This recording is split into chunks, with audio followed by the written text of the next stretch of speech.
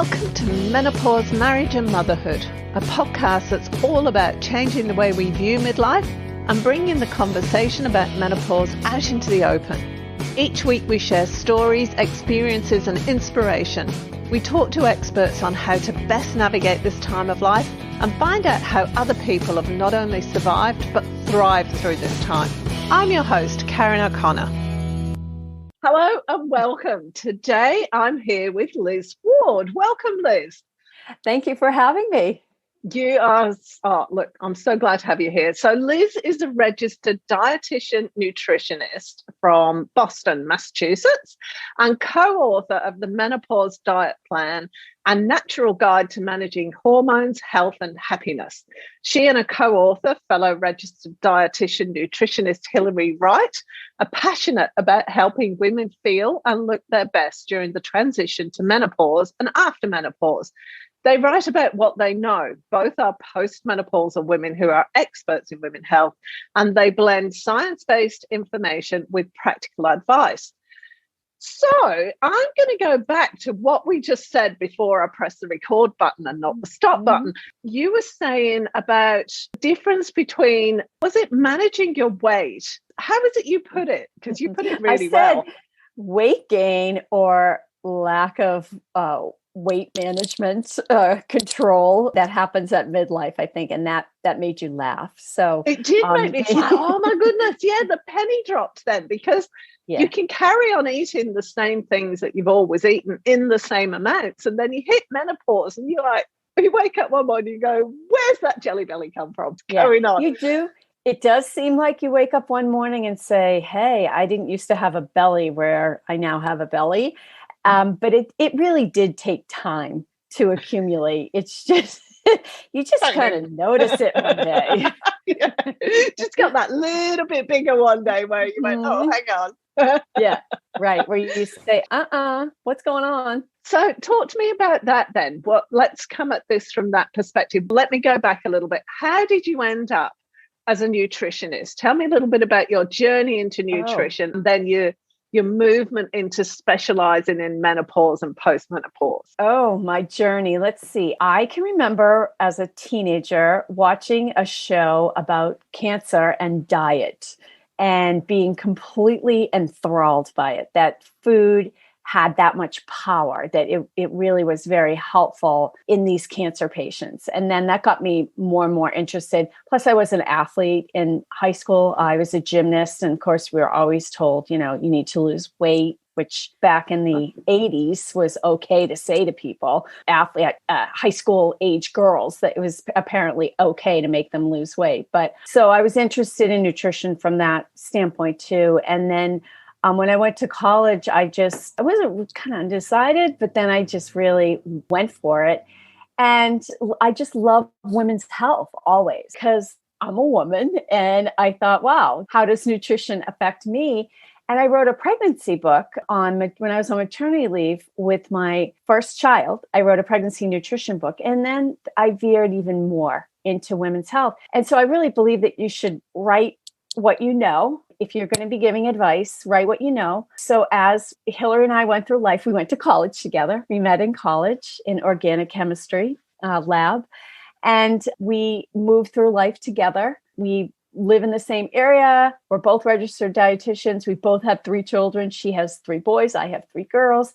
We both went through menopause. We're the same age. And we finally said, at this point in our lives, let's do something together, because we had never worked together. We'd gone to school together, obviously. And that's how the menopause book came about. We felt like we really had something to say, and we said it. So how does menopause impact the way your body processes food and what kinds of foods it needs? Oh, in so many ways. Beginning in your 40s, when you start with the menopause, perimenopause, which we also call the menopause transition, because all of this is a transition. You start to need more protein, fewer refined carbohydrates. Your calorie margins, as Hilary and I like to say, narrow, which means there's not a lot of room for extra calories. So you may have gone through your day picking at this and maybe having an extra serving of that. and nothing really ever happens with your weight. But as you start to lose muscle mass in your 40s, your metabolic rate goes down. So you need to eat differently, not radically differently, but you need to kind of reset, reconsider what you're doing, and take a hard look at where you're spending your calories, because we all have a calorie allotment and it changes as we roll through life. And age is one of the reasons why our calorie allotment goes down.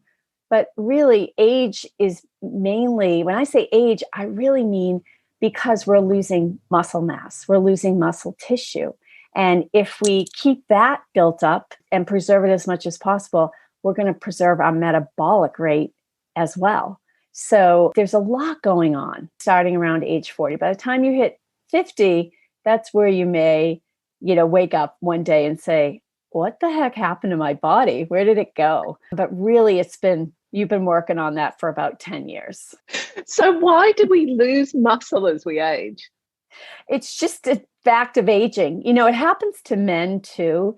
So I know, we have a tendency to blame so many things on menopause, but much of it is age. It's really hard to tease out in the research how much weight gain are attributable to menopause itself versus aging. Because if you look at middle-aged men and their, pot bellies, you can see that fat tends to accumulate around the abdomen in men and women as we get older. And it's just a fact of life. I think the question is maybe not why does it happen so much as what should we do about it? The thing that differentiates weight gain after 50 from maybe weight gain at 25 or 20 is that it does tend to accumulate around the abdominal area. And so there's so much talk about belly fat in menopause. And, women just want to get rid of that belly fat. Well, it can happen, but you just have to approach it the same way you would any type of weight loss. Okay, so there's not because you see all these ads for lose the belly weight now. That's kind of not true. Well, it doesn't mean it won't happen, but a lot of those headlines are kind of predatory, right? Because, as a woman who's gained weight in her belly, you may feel very vulnerable, or you may be vulnerable. You may not even know that, these quick fix promises are fake, in the long run. You may shell out a lot of money for a solution to your problem. Who doesn't want a solution to their problem? We all do. The problem is that doesn't come quickly. That what you really have to do from now on is to, as I said, take a look at what you're eating. Just change your diet a little bit and you will get results that will last. Why give these hucksters or the money for stuff that doesn't work? So as women hit menopause, interpolating here, so we've got a double whammy as opposed to men, because we've got the aging thing, which happens naturally, and then we've also got the change in hormones thing. Right. Because that's going to be really difficult to distinguish between the two things, isn't it? Like, okay, this is going to happen anyway, and then you got this, and how do we deal with that? Talk me through that side of things. It's just, as I was saying before, just so difficult, even in the research, to tease out, how much of it is hormonal. So as you get closer to your 50s, you are experiencing more dips, a roller coaster ride, let's just say, with your estrogen levels. And that is what is causing the belly fat to accumulate around your abdomen, although no one knows exactly why. I mean, that's just an association that's being made. But it certainly happened to me. I gained 10 pounds and I thought, I'm a dietitian. What do you mean? I wrote a book here. Why am I gaining weight? Because it happens to people. But again, Hillary and I still couldn't figure out what percentage can be blamed on your estrogen levels. I guess the thing to do maybe would be to do a study of women that are on hormone replacement therapy and compare them to others that aren't, and see, are there any changes in terms of weight? That would be a complicated study to do. But all I can say is that all of us are losing lean muscle tissue at an appreciable pace around age 40, starting at age 40. It really does start around age 30, but at a significant pace in age 40. And it's one of those things, it's like, spending too much money and then realizing you're out of money, at the end of, 5 or 6 or 7 years. It's just a little bit every year extra. So you just losing a little bit of muscle every year in your 40s. And you might be eating a little bit more. And then, by the time you're 50 or 51 and you really, which is the average age of menopause in many countries, you really are stuck with more body fat than maybe you wanted. But again, I'm not really sure that all of that can be blamed on menopause. It's funny you saying that, because I remember I had a personal trainer a little while ago, and I was really shocked that the BMI actually decreases as you age, because your lean muscle mass, I don't know whether I've said that right, but your lean muscle mass is less. So a healthy BMI, it actually goes down. So it's not the 21 point something. It should actually be less than that if you've got if you want the same amount of body fat.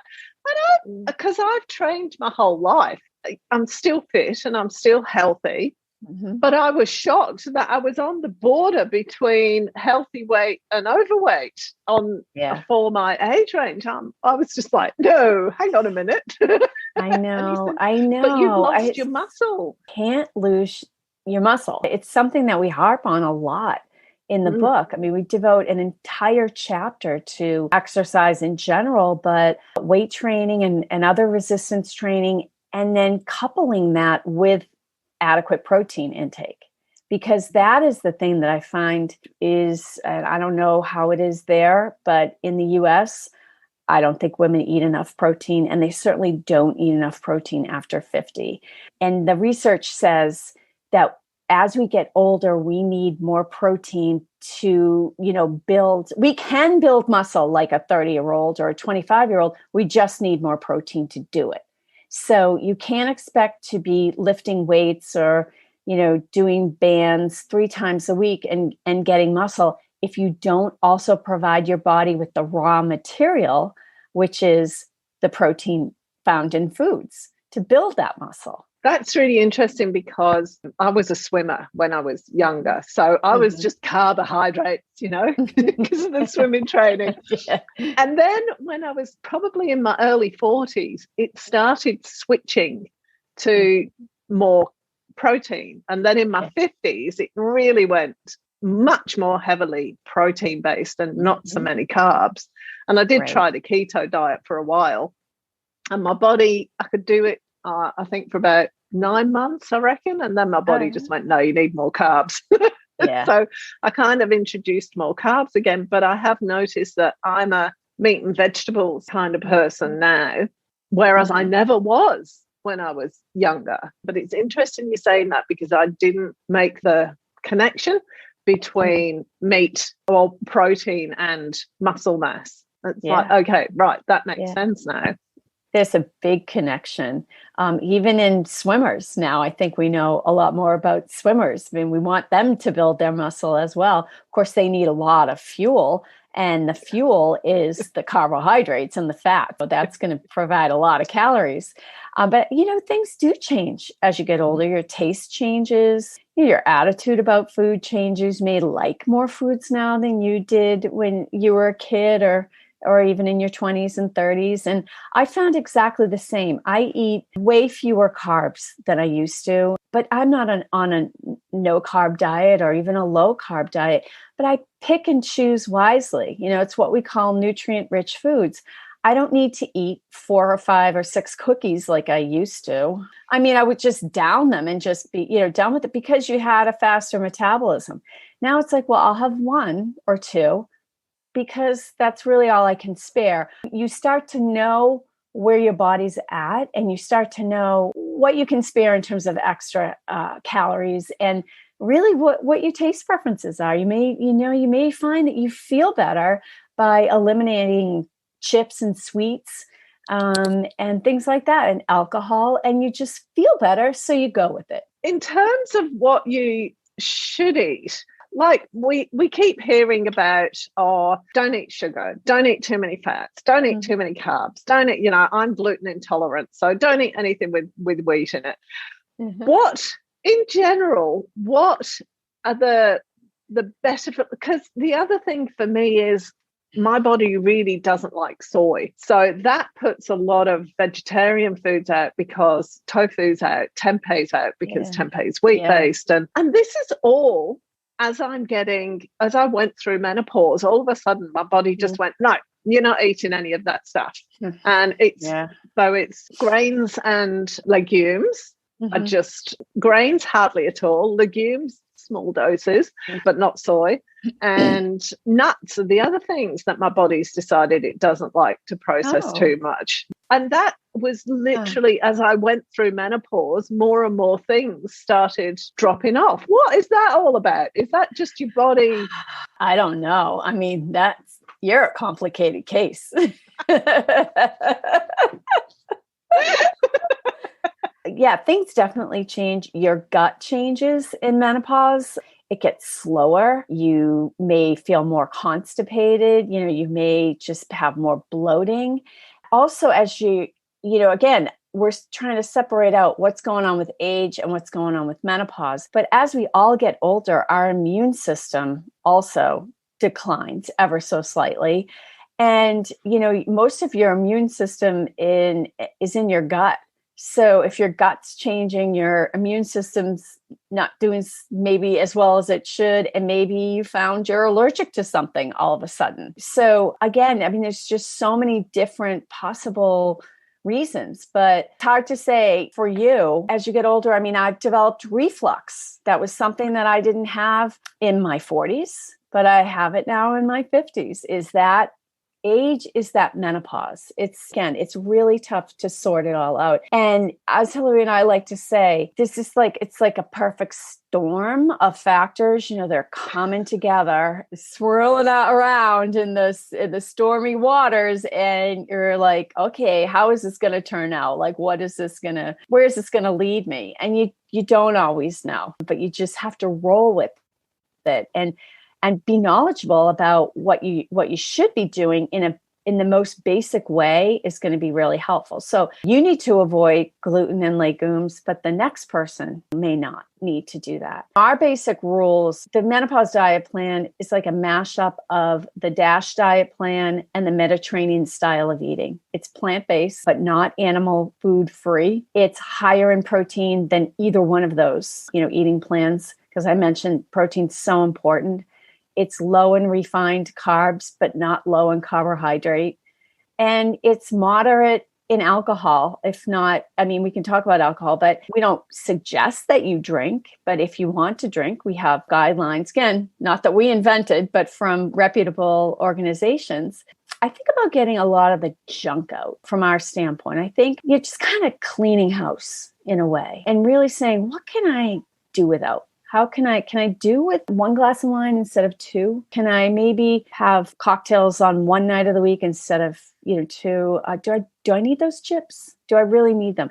So mindful eating as well, I think plays a big role. So there's no like should or shouldn't. I mean, we say that the only food you have to avoid are the ones that you're allergic to or otherwise are dangerous for you or uncomfortable, right? There's really no good or bad foods. There's foods that you should really consume most of the time, and then other foods that you should have every once in a while, but nothing is off the table. So talk to me about those two diets and explain to me, because the DASH diet I've kind of vaguely seen once or twice. I think I know what the Mediterranean diet is, but talk to me about those two and let's just go through that. And why plant-based? So, a couple of reasons. I mean, both the Mediterranean diet and the DASH diet, which stands for Dietary Approaches to Stopping Hypertension. So that was designed to limit high blood pressure and just kind of stop it in its tracks, and it works. And it is plant-based, and so is the Mediterranean style of eating, because plants don't have cholesterol. Very few of them have saturated fat. They don't really have any appreciable amounts of sodium unless you do all sorts of things to them and add sodium and fry them and whatnot. But also the DASH diet has nuts in it on a regular basis, and also dairy products. And dairy products have potassium in them. They have magnesium. They have calcium. All of these minerals, all of these components together lower blood pressure. They also support bone health, lower the risk for heart disease, lower the risk for stroke. So it kind of started out as high blood pressure, but then the subsequent studies that were done with it just found so many benefits. So there's no diet that we talk about. There's not one for bone health, not one for brain health, not one for heart health. They're all just one way of eating, which makes it so convenient. And then the Mediterranean style of eating, that's not a diet at all. That's just all the countries that surround the Mediterranean. They have not the same diet, of course. Italy, the Italians don't eat the same way as the Spaniards do, but what's the common denominator there? Lots of plant foods. Seafood is a common denominator, which we highly recommend. Butter, no. Olive oil, yes. Things like that. So both of those plans were, low in saturated fat, low in added salt, but delicious plant-based ways of eating that we kind of put together and then enhanced based on research about protein and made them a little bit higher in protein. And how did you come to put those two together? What made you go, oh, that one and that one? Well, we're just big fans of both of them. We wanted to create our own way of eating for women over 50 based on what we knew from a lot of different research. So as I said, it's a mashup really of the two with that extra added, the protein to help build and preserve muscle, because we didn't think that the other two had enough. Well, weight is always a big one. It's just really an issue that drives so many other issues too. And I know women have lots of problems with weight control and lots of concerns. I can just tell you that losing, like I said, I gained 10 pounds and I was rattled. I mean, I didn't like it, but I've lost maybe 5 or 6. It's taken me a really long time to do it. But even just losing just half of that is good for my health. So we really don't need to be thinking that we're going to get back to our 25-year-old bodies, especially if we've had children. No, nobody is going back to their 25-year-old body unless there's a lot of surgery and Botox and liposuction, getting rid of the fat involved. It's not going to happen. And even if it does, your body is just still not what it was when you were 25, but that's okay. So don't, beat yourself up about not looking like you did when you were 25. Just focus on energy. How do I eat to feel more energetic? How do I eat to reduce the risk of heart disease, cancer, stroke? Because we're all getting older and we have to think about it that way. And men have to do it too. They just don't have that extra added menopause thing on top of it all. I think that's actually why I got a bit lost there, because the weight problem thing has not come into my life. I've been fortunate enough. Yeah. I don't have a sweet tooth and I've exercised my whole life. I have a father who he's 83 and he still looks like Action Man, a skinnier version of Action Man, but he's still really fit. So that's been my guide. I'm just like, okay, I'll stay fit because that's where I am in my family. Yes. And I'll say where I am in my family. My brother's not. He's the complete opposite. So I kind of struggle with the weight loss side of things because mine is tweaking as opposed to I've got a weight problem. Do you know what I mean? Yeah. And so I don't think about it. So I've got to apologize right there because I didn't even think about it. But obviously it is a big problem because women do get to menopause, men do get to midlife, and they just balloon all of a sudden. And it might have been something that they haven't had a problem with before. I need you to talk me through this because I don't. No. I think you've brought up a good point, and the point is really, I think, habits. You're blessed with not having a sweet tooth. I have a sweet tooth, so I know that you're a very, very lucky woman because trying to tame mine is just really awful most of the time, but I managed to do it. So, but really developing good habit is a good idea. And it's not easy, especially if you've pretty much gone through life and you've been thin. There are women that relatively thin, had a great fast metabolism, and then put on weight in their 50s and they don't know what to do about it because they've never had a weight issue. They've never developed exercise, habits on a regular basis to kind of build the muscle or even strengthen themselves cardiovascular wise. And it's all new to them. It's like new terrain. And then there are women who have struggled with their weight all their lives. And this is just an extra added burden once they get into the 50s. But what you said about developing good habits, you can start anytime you want. You're lucky that you had that role model in your dad. My mother was 92 when she died, and she was my role model. I mean, she was an incredible ager. She did everything in her power to remain active physically and mentally. And I think, if we can find a person like that in our lives and just model ourselves after them, if possible, could be anybody, we should do it, because we're all going to get older. This is not going to not happen. It's happening. And, how do you want it to happen? In the US, you can live up to 40%. A woman can live up to 40% of her life after menopause. What are you going to do about it? Are you just going to say, oh, I'm going to gain weight and that's that? Don't, because it affects your health. I'm not saying an appearance point of view. I'm talking about your energy, your heart disease risk, your cancer risk, what it's doing to your joints, putting a lot of pressure on your joints.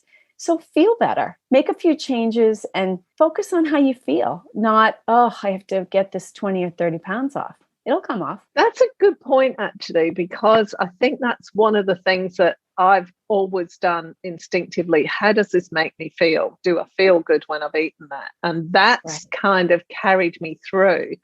Right. As opposed to, I like the taste of this, because I've got to say, I think I would have had a sweet tooth, except I suspect I had oppositional defiance disorder. So because everybody else liked sweet things, I went, no, I'm not doing that. Oh God, I wish I had that disorder. I really do. Yeah. I think I have that with salty foods. Some people love sweets. Some people love salt. I could care less about salty foods. So isn't it interesting? What do you think is the most important thing for midlife women going through menopause, postmenopausal women? What is the most important thing that you want them to know? So the most important thing is that this is a transition. If it's bad and it's full of hot flashes and mood swings and other uncomfortable things happening to you, just know that it won't last. It doesn't last. There is an end to it. And to really do your best to understand from credible sources what is happening to your body and not go for any sort of quick fix solutions, because from a diet and nutrition standpoint, there aren't. I'm not talking about medications to treat anxiety and depression or hormone replacement therapy, because that's not my lane. I don't talk about that. But I'm saying from a lifestyle standpoint, it will likely get better. You really want to make sure that you are eating and exercising properly, because you want to stay healthy and energetic for the rest of your life. It's interesting what you say about quick fixes, because the pennies just dropped for me with that, because a quick fix essentially makes you lose weight immediately. But what you're trying to do with the nutrition is change your gut health so that your body becomes healthier and loses the weight naturally. Have I got the right end of the stick there? Is that what you're saying? Yeah, gut health is one issue for sure. And let's take that, for example. Women, I know in the US, I don't know about in Australia, they don't get enough fiber. And it's been identified as one of the nutrients of concern in our dietary guidelines, meaning that we don't get enough fiber from childhood on. And that really affects your gut health. Sure, I mean, getting more fiber. But again, where do you get fiber? From plant foods, which goes back to what I was saying about why plant foods are so wonderful. So really, I'm talking also about eating to support your bone health, your brain health, your heart health, reduce your risk of cancer, all the things that you need to do to help yourself stay well. So talk to me through, because I think the difference between what you're saying and what most people do, I think we're brought up to eat to feel good, as opposed to being feel good emotionally and mentally, as opposed to feeling good physically. There's a difference, isn't there? And the physical one is the longer term one, because that impacts your emotions and everything. But there's an instant react. I think that's what I'm trying to get at. That instant. Same with the diets. Those lose weight fast diets are the same thing. It's that quick fix thing, isn't it? As opposed to do it slowly and do it better. Is that right? Well, it's instant gratification on both counts. Eating chocolate for me is like, wow, wow. I mean, I just love it. Ice cream. Oh, give it to me. Chocolate chip cookies. Love them. Instant gratification. I feel so good immediately because it's activating pleasure part of your brain. Your brain says, I remember you. You give me pleasure. And it's fleeting. I mean, it doesn't last forever. And the same thing with these get thin quickly types of eating programs. You go through them and they're painful. I mean, there's no pleasure there. But at the end, you feel okay. Like, hey, I lost 5 pounds. I feel better. But that doesn't last either. The weight always comes back. And the only way you can keep the weight off is by changing what you put into your body on a long-term basis. That is for sure. That is true. In addition to moving around more, to building muscle, what you eat on a long-term basis will not only affect your weight, but it will affect your nutrition status and your bones and your brain and your heart and the rest of your body. Give me the 3 most important things in your view that you want to get from your nutrition during and after menopause. They're 2 different things as well, aren't they? During and after. Are they? So much. Not so much. So the 3 most important things would be to find the calorie level that works for you, either to maintain your weight or to lose it, to lose some of it, not all of it. Make sure that you're exercising so that you're building and maintaining muscle tissue so that you keep your metabolism running in high gear. And, thirdly, we didn't really talk about this, but reducing your stress and getting enough sleep. Those are things that also pertain to your weight and your health. Sleep in menopause. I know. I always feel awful when I bring up sleep. And Hillary and I feel the same way. It's like trying to tell a menopausal woman that she should sleep more it's just awful. But there are things that you can do to try to sleep better, which would be go to bed at the same time and get up at the same time every day, or try to. No screens in the bedroom whatsoever. Do something relaxing before you go to bed so that you are kind of inching towards getting more sleep. And then, trying to speak to your doctor if night sweats, hot flashes at night are really affecting your sleep. And also cool the room off. If my husband thinks we sleep in the Arctic because it's really, really cool in our bedroom. Yeah, mine does too. He's like, can we close the window? No. Yeah, too bad. Put another blanket on, you'll be fine. Right. Who had the kids? I had the kids, and now now you're paying for it. Yeah, absolutely. Because that is the hardest for me. That was the hardest thing, the lack of sleep. And I think nobody warned me about it. But the other thing for me, when I was going through it, and I started going through menopause about 10 years ago, nobody really, it's not something that was spoken about. And I'd go to the doctor and she'd go, oh, you'll be all right in a few years. Here's some antidepressants, have some sleeping tablets, come back to me in 5 years if you're not okay. How does that help? And also the number of people who don't realize. I remember I was interviewing a guy who specializes in health and well-being for our age range, and he said, the 3 most important things are what you eat, your fitness level, and sleep. And I went, okay, so what do you do about sleep during menopause? And he said he didn't know what I was talking about.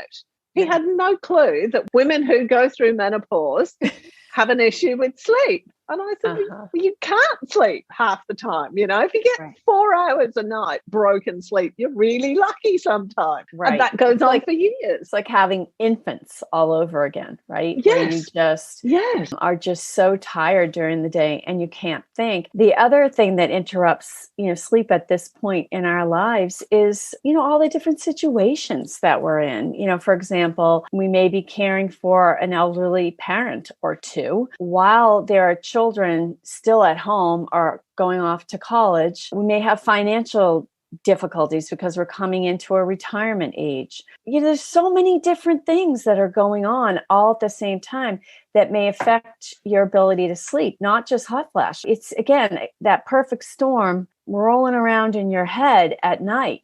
And if you can't think straight, if you can't think very well during the day, what are you doing? You may be reaching for more caffeine, let's say, because you're trying to stay awake and function. You have a job, you have a household to manage, you have a business to run, and you have to be awake. And so then you get so wound up. And then if you've had a bad day, well, maybe you'll have a glass of wine. Well, guess what? That interrupts your sleep. It affects your ability to sleep deeply. So it's just this cycle that so many women can get into. And all you can do is try your best, to see your way through it armed with all the information possible, not just being brushed off by your doctor or anybody else that's caring for you. And if that's happening, you could get another doctor, but you could also, really delve into it on your own and figure out what to do. Thank you for that, Liz. I think it's time for us to finish up there.